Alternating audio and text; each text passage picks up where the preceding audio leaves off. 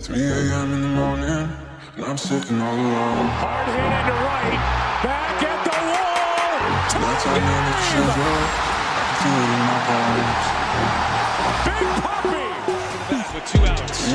Kimbrel deals. Bregman in the air, left field. Benintendi dives, and he makes the catch. Oh, what a play! Game saver, Andrew Benintendi. Here comes a 1-2 pitch. Red Sox win the World Series. 5-1 the final tonight. And the best team in baseball wins it all in 2018. What's up? Welcome back to the Pesky podcast. My name is Arie. With me, Robert Shelley. And we don't really have much to talk about. But Bobby found something, so we're going to roll with it.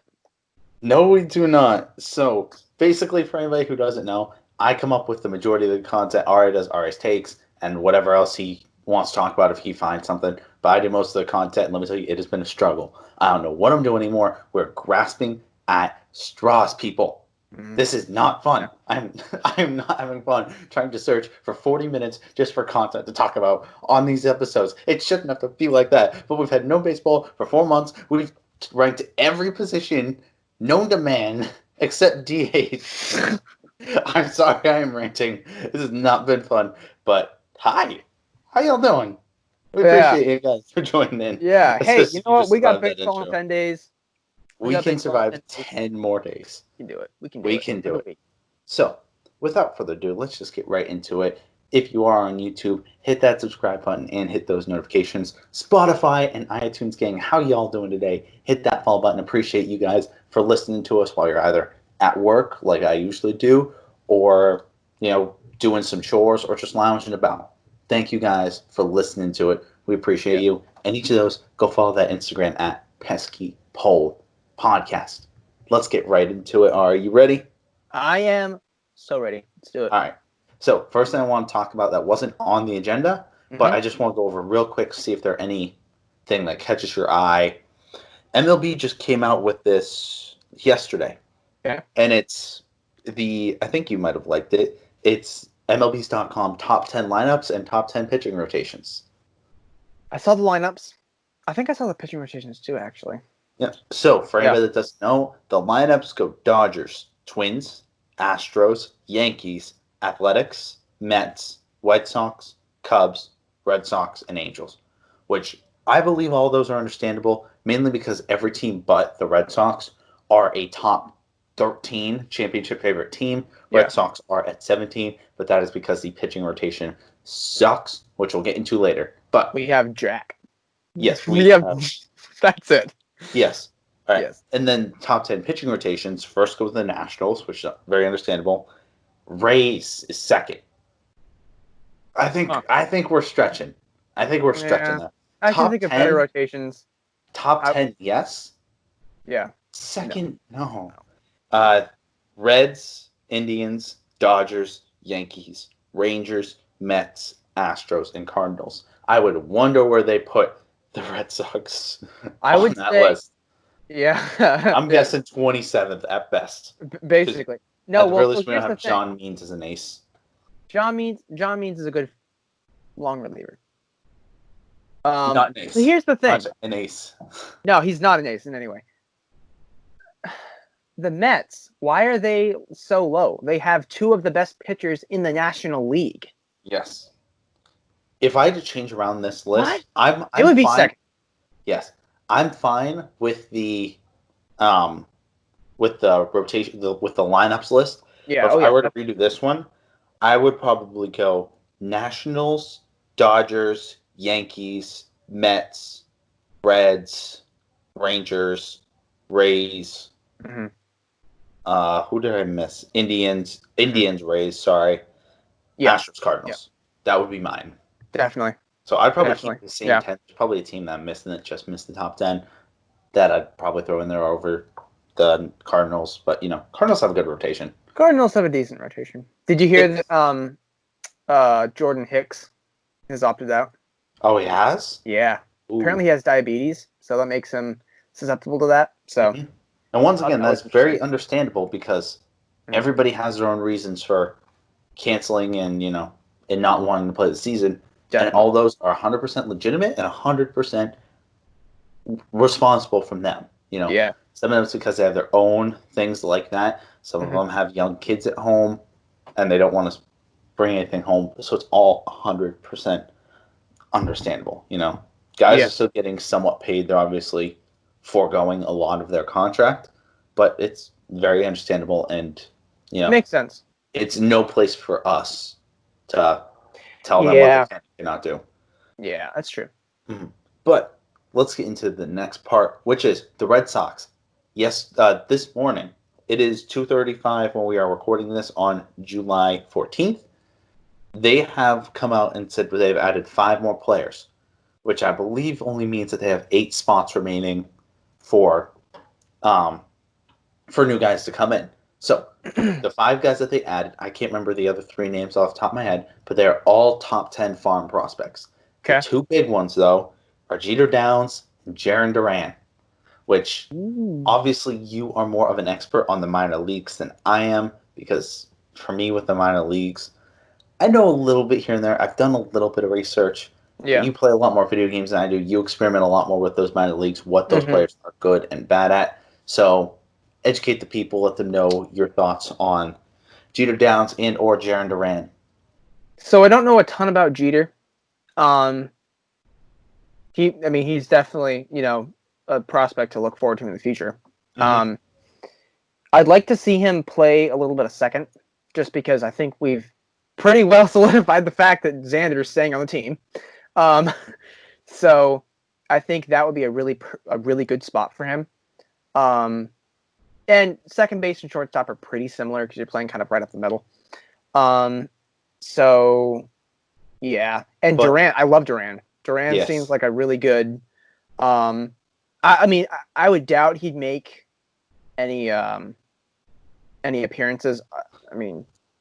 Unless He'll probably make someone appearances here and there for rest and injury, but yeah, that's true. as a consistent starter, no. Neither of these guys will be consistent starters. Oh, for sure. No, yeah. At best, they're gonna make like the first 2-3 weeks of the season, but yeah. who knows? But what was I gonna say? With you saying that Jeter Downs could possibly be a second baseman, does that kind of give you the question of if we start transitioning them there, are we going to have kind of a log jam at second base? Because we have him that could play second base. We have Chavis who could sometimes slide over there, even though he's probably going to be first because I think Chavis Moreland's getting older. I think Chavis. I think what they'll do. I love Moreland, but I think that they should let Moreland go. Yeah. At the end of the season, and they just have Chavis play first because they'll give him experience playing that. Him playing second base is also really, really good. Like, yes, Vasquez can play first if we need a rest day for Chavis. But at the same time, you got to remember that you have guys like Blaze Jordan who are coming through the ranks and can be up there with Chavis. So you got to somehow split that time, and then you got Nick York coming at second in a couple of years. True. Yeah. So, there's probably going to be a logjam on that left side of the infield. Yeah, it'll be tough. If you look at it right now, who's the backup shortstop? They don't have one on really the roster. That's true. The majority of the guys they have as backups are second basemen. And not anybody who can really play consistently well. Yes. Not so like a Brock Holt. You need a Brock Holt at second base or, shortstop for that matter. Yes. So bringing them up, I think, was a great idea, mainly because you don't want your big prospects to go a year without being up there. My question is, when are these guys eligible, our draft picks, when are they eligible to play? And if so, will they be playing in the major leagues their first season? Oh, I don't think so. I think they will. Oh, you know what? No. Because we have no minor leagues. We have no minor leagues. You're right. And so I would love to see, even if we won like 2 games, I would love to see what Blaze Jordan can do in Fenway Park. Yes. Like, this guy, I'm going to say it right now, this guy has the potential of possibly hitting a ball farther than the Ted Williams seat. If he keeps at the range that he's going at and how young he is, It's going to be insane. Yes. Like I've said before, this guy is probably the next Joey Gallo. You're sticking by that until he proves you wrong. Yes. Which until we got to give him has quite a PEDs bit or of some time. weird- Yeah. So you're going to keep saying that for the next, foreseeable future for years to come. Yes. And I Yeah. hope you're right on that, because if we get a Joey Gallo on this team, Oh, it's going to be that would be a really beautiful. nice transition if JD left. I love JD, but if we had someone who could bring pop like that, totally worth it. Yes. Okay, so let's get into the next thing, which is the Red Sox have put somebody on their trade list or signing list. I think sign him. There is a reliever who has kind of been around the... He's more of a journeyman. He's a little bit older, and I'm not sure if you know the name, but does the name Zack Godly ring a bell to you? Oh, I've heard of him. Mm-hmm. Yeah. Now, with He's him... hit or miss. With him, he is a bit more of a journeyman. Yeah. Let me look up his stats real quick. But I believe he's been with a couple teams. His most recent team I know was the Tigers. And I believe he's 31, I think. Oh, wait. Zack Godly. Yeah, Zack I've Godly. heard of this guy. He's 30, not 31.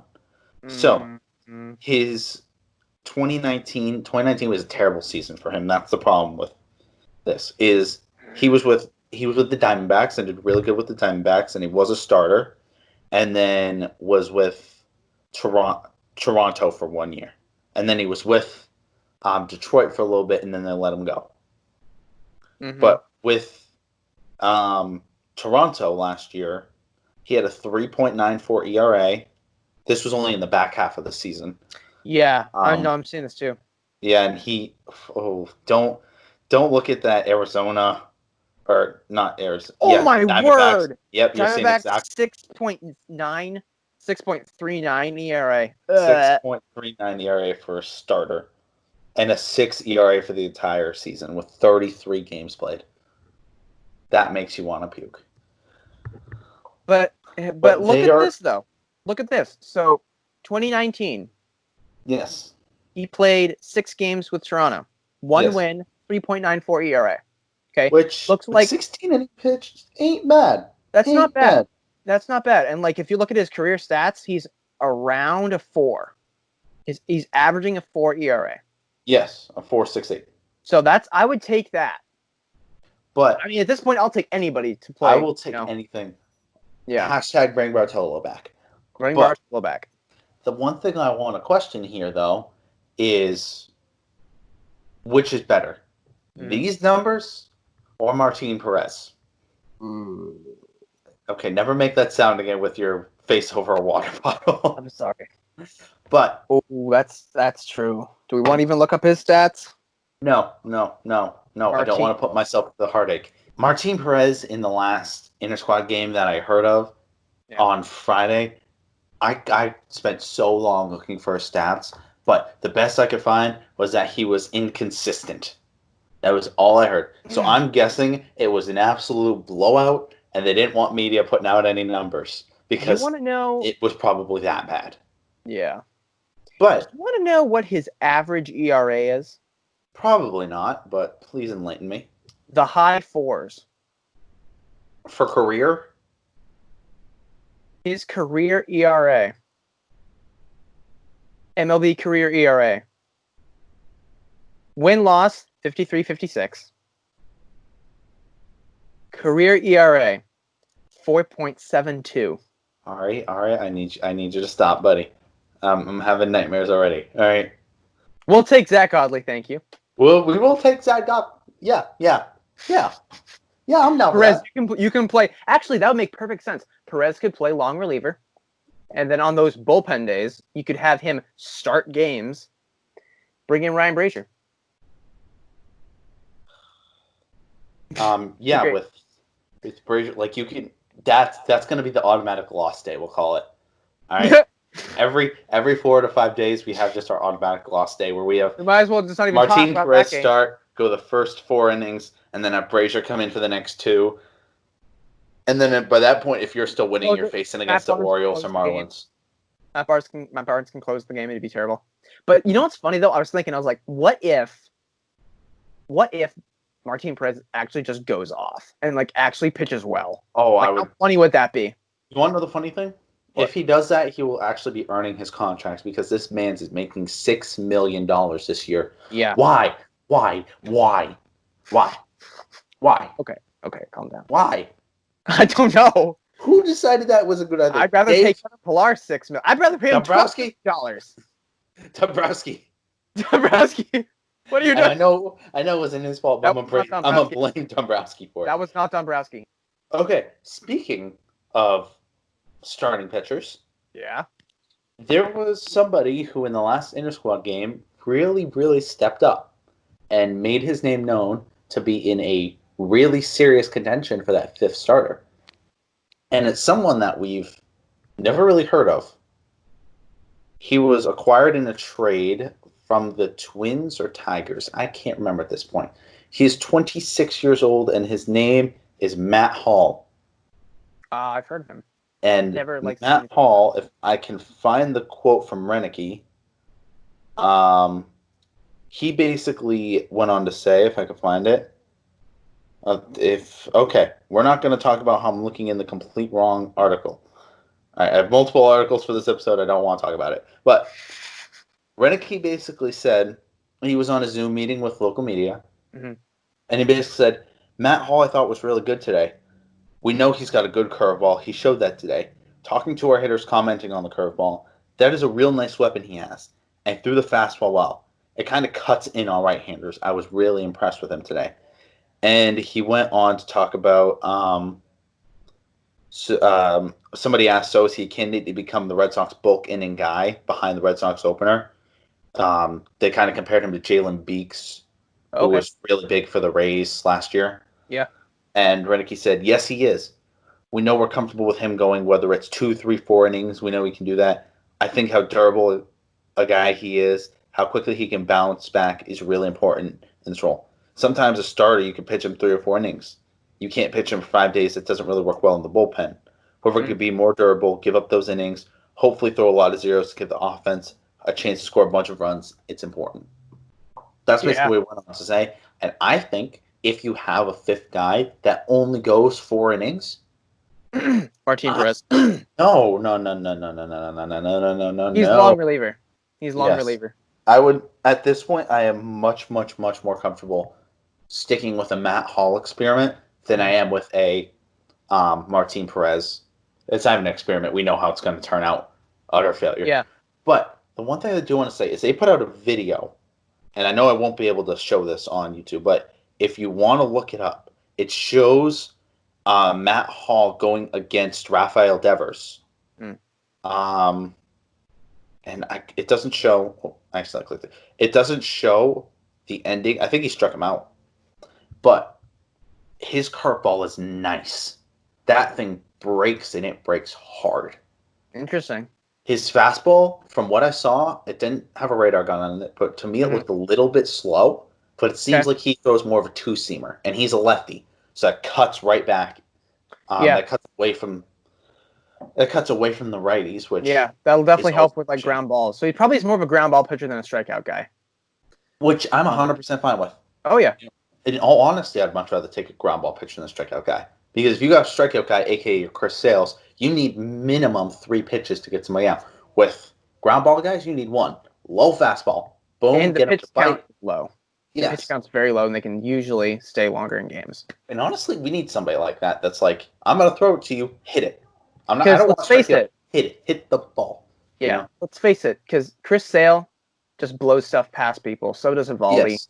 That slider. Eddie is kind of starting to do the same thing too. Mm-hmm. And yeah, did not I'd like call to see him that for Eddie, sure. but okay. What? All right. People call him Eddie, bro. It's E-Rod. E-Rod, Eddie. Whatever. Okay. So, I want to get into something that we talked in a past episode about. Once we figured out the MLB is back, go check out the episode. It's a really good one. But next is talking about the whole second base rule. And you know exactly what I'm talking about. Runner on second base in extra innings. We don't like it. Nope. So the White Sox went out and they started to practice with this, right? Basically, they started with a runner on second, nobody out. Mm-hmm. Bunted a guy to third. Runner on third, one out. And the dude just hits a bloop single and you're already down. Yeah. And imagine if you're in a low-scoring game, right? Yeah. Let's say the score is 1-1. You get in the bottom of the ninth, home team fails to score. 1-1 in the 10th inning, right? Congratulations, pitching rotation. You did a great job on stopping that offense. Now we're going to put you in a hole that you had no part in creating, not even by like a mistake by your team or just bad luck. Like, you're just put in this hole. Get out of it. And you could say it's equal for both teams. Yeah, shut up. Right? It's not equal for anybody. Everyone's getting screwed here. If you want to make it equal for both teams, put him on first base. Put him on first. The pitcher a chance of getting a double play. Yes. And if you want, and I still think this is fair, runner on first, no out, sacrifice bunt. Yeah. Eliminate the possibility of a double play, sacrifice bunt, get him to second, runner on second, one out. Now, the pitcher can be like, okay, if I hit something directly to my outfielder, it's not 100% gonna end with us losing.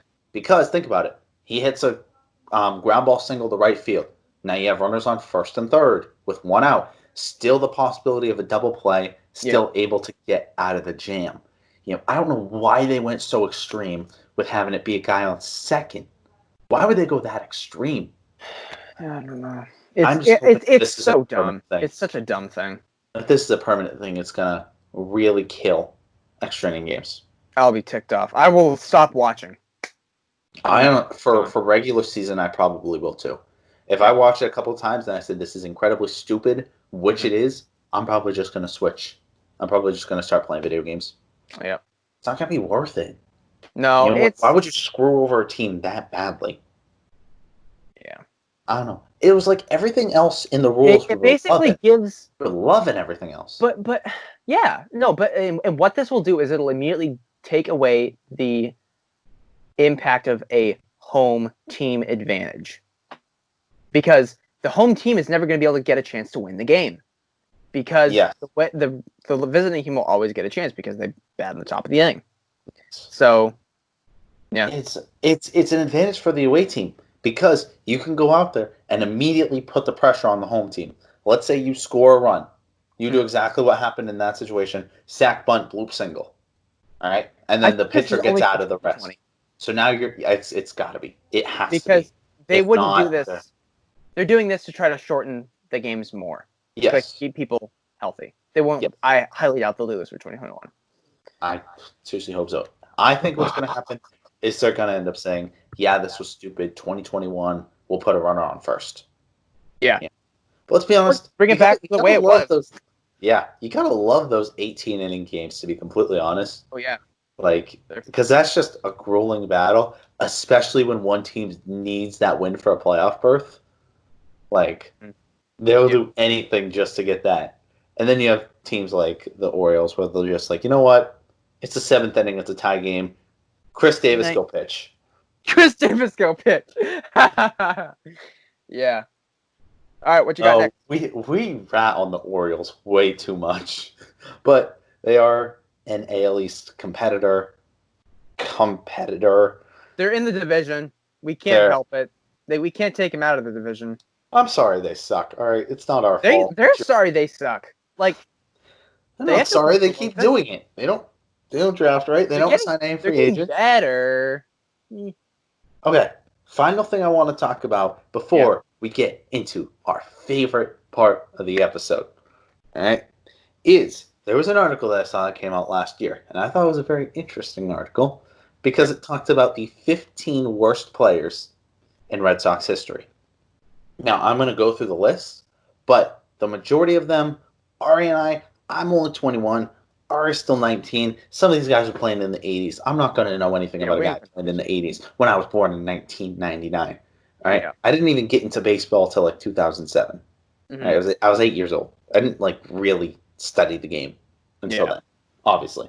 So let me go through the list. The first guy on this list, I believe, is Jose Canseco. Oh, Canseco. Yes, and I insert meme of a home run hitting off his head. That's the only reason I know Canseco. This man could field. He was a good fielder. Yes, No, but he was a good wall. yeah, he basically the article goes on to explain that with his time at the Red Sox, it was 2 seasons, and he was a choke artist in the playoffs. He was decent during the regular season, but he was a choke artist in the playoffs. Oh my word! Next is Glenn Hoffman. No idea about him. Jose Offerman. That name sounds familiar, but No. nothing I would really know. He was around the time that Mo Vaughn was coming No. to the Yeah. Red Sox. Mike Torres. No idea. No. That was way before my time. Blair Anderson. Same thing. We'll get into people we know. Rich Gedman. I've heard the name before, but he was a guy in the '80s also. Mm. 2 more, and then we get into guys we actually know. Josh Wasden. There's probably a reason we don't know him. Yeah. Mike Lansing. I actually remember that name. Mike Lansing. I don't know. I don't know. He basically just goes on to say he sucked. And then next, number 7, is our good old buddy. Oh, we traded for him or signed him. I can't remember which one. He was a 4-time All-Star before he came to the Red Sox. All right. He was honestly one of my favorite players with the Red Sox until he slowly declined. And then by the time he left, I said, I hate this guy. All right. The Buckholz? No. No. We got him from Tampa Bay. What's his name? Mr. Carl Crawford. No! No! We did sign him on a 7-year, $142 million deal, Arie. Ooh. Wow. Crawford played just About 31 games for the Red Sox in 2012 before he suffered a season-ending injury and then was traded to the Dodgers. Yeah, you spent Crawford never even came close to matching the production, and with his hitting, he was a 260 hitter. 292? Oh, 292 on base percentage and a 419 slugging. Ugh. And if we're being 100% honest with ourselves, he still batted better than Bryce Harper. But y'all ain't ready for that conversation. Arie's not ready for that conversation. Next! Next is a guy I don't know if you'll remember, but he's a little before Carl Crawford's time. He was a pitcher. His name was Eric Gagne. Yo, my word, yes. Closing pitcher. He was terrible. Yes. All right, he was joke. He was pitching for the Texas Rangers to start the season. Yep. He had 29 strikeouts in 33 innings and carried a 2.16 ERA. And the Red Sox were just like, hey, that's pretty damn good. We should trade for him. And they did. And then he came to the Red Sox and wet the bed. And gave up a 6.75 ERA. My word. Which, if that doesn't make you want to puke, I'm having a hard time not to. He tripled his ERA just by switching teams. That's great. Explain that to me. Next is Jeremy Giambi. Okay. Which we all... I've heard of him, for sure. Well, no, there was some good that came out of this. If you don't remember, Jeremy Giambi was the first baseman for the Red Sox when he came, and then he sucked, giving the rise to a young prospect who the Red Sox just kind of experimented on. I don't know if you heard of him, David Ortiz. So yeah, his kind of thrown around a little bit. Led to Ortiz being as great as he was. Yeah.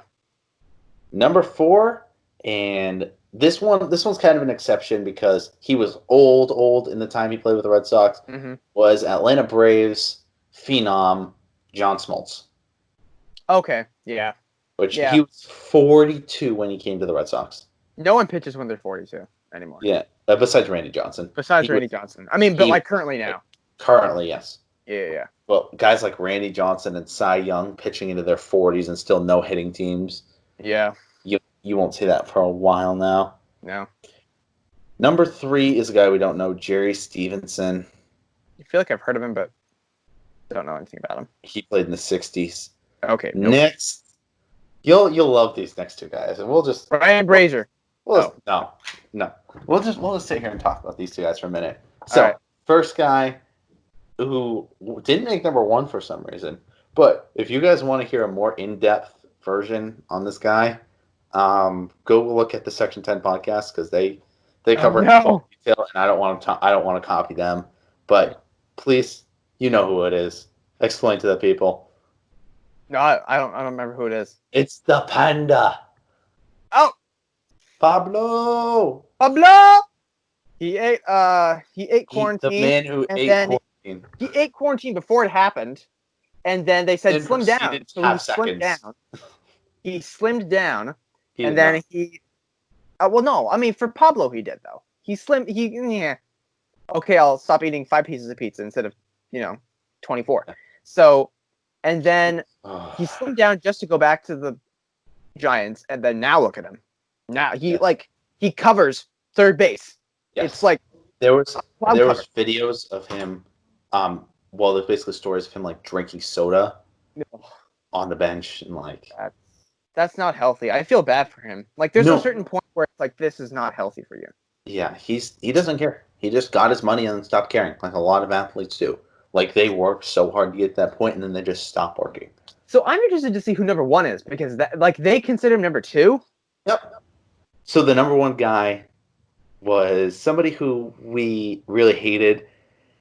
Basically, he was a 2 or 3 time Gold Glove winner at third base. And the Red Sox really, really, really wanted him. And then he came, and then they experimented with him in left field, and then experimented with him at third base. Yeah, our boy Hanley Ramirez. Oh, Hanley was scared of the monster. Mm-hmm. He was lazy. We thought he was going to be Manny. The Red Sox were like, he's going to be the next David Ortiz, and completely treated him like a baby. The entire way through the farm system. And then, it was bad. It was bad. What's sad? Okay, so here's the thing. What's sad is the end of his career with the Red Sox. Basically the end of his career because he hasn't really played with any other teams. But when they released him, he was starting to actually get kind of good. Yes. Which was sad because it was too little too late. Yeah, it's like, dude, you should have started doing this a year ago. Heck, 2 months ago. Would have been way more appreciated than now. Yes. So I do feel bad for him, but he definitely was a big, big letdown. Yes. But anyway, let's get into our favorite part of the episode. Arie's takes. Hit us with it one time, really, really quick, and then we'll Arie's takes! Here we go. Sorry about that. I don't know what that was, but okay. My body left my... Alright, let's go. Arie's takes. So I'll be interested to see what you have for this. Do you prefer, if you had the choice between eating a calzone or a pizza, what do you go? Okay, so for the people who don't know, first, welcome to Arie's Takes. It's a very weird ride, but this can be about anything. It can be about baseball, football, video games, food, sports, anything in general. It's just whatever Arie wants to talk about. Yeah. Apparently he likes pizza day. Today is pizza For day. me, a Hawaiian calzone or a barbecue chicken calzone is the greatest thing ever. Okay. It is the greatest thing ever. All right. Calzones are amazing. For all my non-Hawaiian people out there, let me know in the comments. But Hawaiian is amazing. You can't say anything else. Hawaiian is amazing. The flying Hawaiian. The flying pizza. Hawaiian. No. So here's the thing. Here's my quick thing about calzones. Calzones, they're basically the weird pizza. They're the weird Italian cousin of a burrito. And they were like, you know what? We want to eat a pizza faster. Let's roll this pizza up and give it to you. Yes. You can eat it way faster. That's what I think. I'm glad you think the same as me. Love it. Love it. All right. So that was the quickest take ever.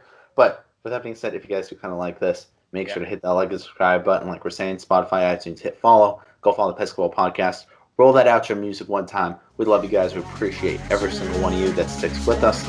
We'll see you guys next time.